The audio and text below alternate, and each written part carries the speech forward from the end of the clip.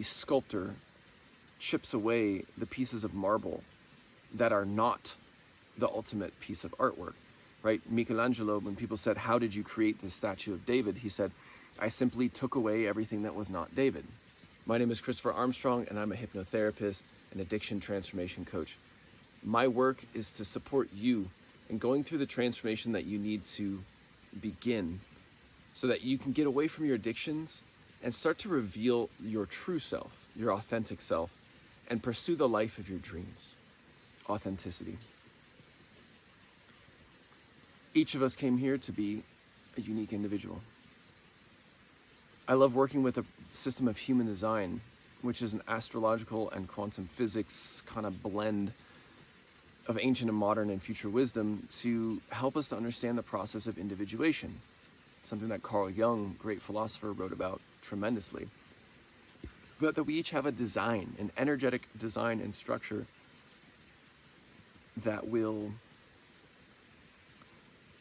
it is our role, our gift, and our duty to tap into and to get away anything that is in the way of that. Much like the sculptor chips away the pieces of marble that are not the ultimate piece of artwork, right? Michelangelo, when people said, how did you create this statue of David? He said, I simply took away everything that was not David. Well, that's what we get to do for ourselves so that we can be our authentic, truthful selves. But each of us comes into this world with so much baggage, generational patterns, trauma. We now know that science has shown that we carry 14 generations worth of trauma in our DNA. We have past life trauma and beliefs and limitations and baggage. And look, don't worry, if you believe in past lives or not, doesn't really matter, because your unconscious mind believes in past lives. And so whether it's a trick of the mind or something that is real, that's not the issue. We also have childhood emotional baggage. We have limiting beliefs that we grew up in from our culture, from our society, from the news, the media, the arts that we're exposed to, the movies and the films. And there's so much that's not us that we're carrying around. And I believe that addiction, at its core, is our inability to feel safe to be our true authentic self. And then we use the addictions to fit in, to deal with whatever it is that we're dealing with, to fit into the life that we're living that's not us. For example, me staying in one place for an extended period of time, or building a home and then living in that home for the rest of my life. I don't know if that's really for me.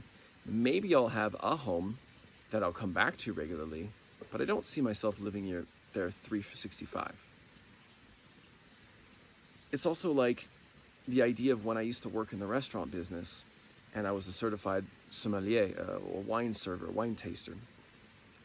I wore the suit and the tie, and I thought that that was my true passion. And in fact, wearing the suit and the tie and working in those environments was not really for me. But I didn't know it because I was surviving by drinking a lot and using drugs. And I got by. And it took several cases of burnout for me to figure out that this was actually not for me. So, authenticity is key, and I can see where in the past I have still not been authentic fully. Like, I'm really weird. If you haven't figured that out by now, please forgive me, because I'm incredibly weird. I love learning about ancient tools and techniques, spiritual and metaphysical techniques.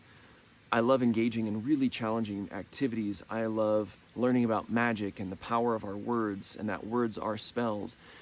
I love, more than anything, I would, it's funny because, like, if somebody said, okay, you have two choices, you could spend a week working in a cubicle and making a good paycheck, and it's calm and safe, or you could spend a week going through some of the most difficult experiences, let's say in a vision quest with no food, no water, out in the middle of nowhere, and potentially could be attacked by a bear. I would gladly take the vision quest, because sitting in a cubicle is just not me. So I'm really weird, and I mean weird in the best sense. The word actually originally means fate or destiny, one who weaves their own fate, one who chooses their destiny. It's an old Anglo-Saxon word before English was really English. And somehow it came to be this negative thing. But I don't believe that it's negative at all. I believe it's tremendously powerful. But in a world where everybody is being forced to fit into these cubes, it makes sense that it would become a negative thing for you to be individualized and authentic. I guess the second thing that I've really learned is that as I've hit 40 now, life really does begin at the age of 40. Everything leading up to this has just been practice. And learning how to forgive myself for my mistakes, of which I've had many, has been challenging, and also I've gotten really good at it. There's even this idea in the Mayan astrological system where we become an elder at the age of 52.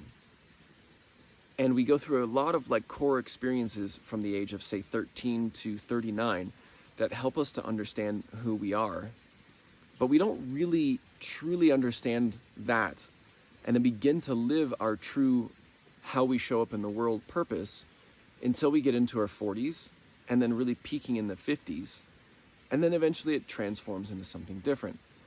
So this idea that Carl Jung proposed, I really believe, and I'm actually feeling it now. And I know what you're thinking. For those of you that are in your 20s or late teens or in your 30s, you're like, oh, well, I feel like I'm totally living a really beautiful and purposeful life. Awesome. And it's going to change. And it's going to change significantly after you've turned 40. The third thing is, for me, I can't say this for everyone, but for me, I have to take time away from people. I, personally, was designed to not fit in. Now, if you're watching this, I wouldn't be surprised if at some level you were designed like that too.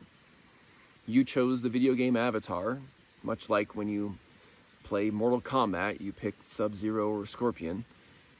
You picked the avatar who was designed to not fit in, probably because you came here to break the mold and show us that there's a different way to live, a better way to live, a more authentic way, a more aligned with nature style of living. So when I stay too long in groups of people, even really conscious and self-aware and self-improving type of people, I still get stuck in the gravity of being the feeling of that I need to fit in with them.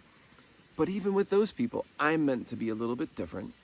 And that's why coming out into this cabin and just listening to myself, to my thoughts, my dreams, my feelings, my intuitions, my higher guidance has been so important, because kind of like the archetype of the curandero, the shaman, the healer, the witch doctor, I don't know, whatever word you want to use.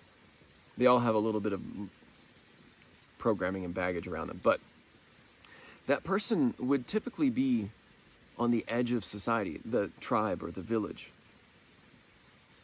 And they would have, potentially a nice small home, but they would be on the edge. They would be a bit further away. They're not in the heart of the village. And oftentimes people would look at them with a little bit of hesitation, a little bit of paranoia or concern or fear even, because they're like, who is this person? They don't feel like they really belong with us. And then something would go wrong. A child would get sick. Somebody would fall ill. And guess who they'd go to? They'd go to the shaman. Why? Because that healer has one foot in their village. They know who these people of the village are. They can relate to them. They understand the pains and the difficulties they've gone through. And also they have one foot in the other realm. Whatever you believe that other realm to be, nature, the spirit world, which, though our modern age kind of denies, has something that every culture has believed in for time immemorial. Maybe it's the plant kingdom, the animal kingdom.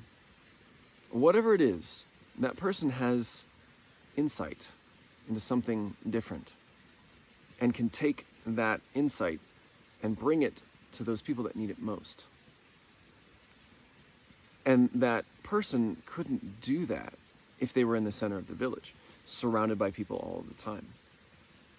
She wouldn't be able to go out and download those ideas, craft those techniques, or just have time to do weird stuff, because they'd be constantly surrounded by other people with their expectations and their judgments and their, potentially this tendency towards needing to fit in. So it's important to retreat. I feel like that's a universal human need, though some will feel it and need it more than others.